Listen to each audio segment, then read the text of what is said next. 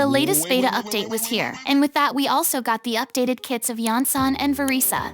So for Iansan, there hasn't been much really, other than some small description and translation changes. However, it now specifies that her kinetic energy scale will end if your team's not in a combat state for more than 1 second. That's all for Iansan. As for Varesa, she got buffed overall, as both her passives and constellations got enhanced. Other than those two, some of her normal attack and skill multipliers changed as well, but they weren't really beneficial, as the multipliers got reduced. So looking at what changed, firstly, with her normal attacks, the multiplier for her charged attack damage in both states was reduced. So this is what it is now compared to before. Moving to her skill, the rush damage multiplier in both her states got a reduction as well. And this is what it is now compared to before.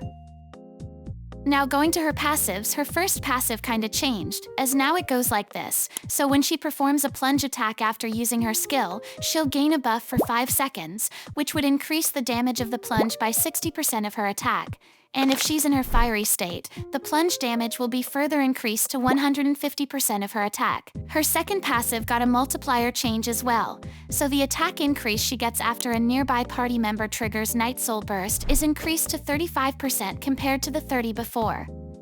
Going to her constellations, her C1 got changed as well. So how it works now is, after triggering Varesa's Apex Drive, she'll gain a buff for 5 seconds. And when this buff is active, whether she's in her fiery state or not, her plunge damage will deal an additional 150% of her attack as bonus damage.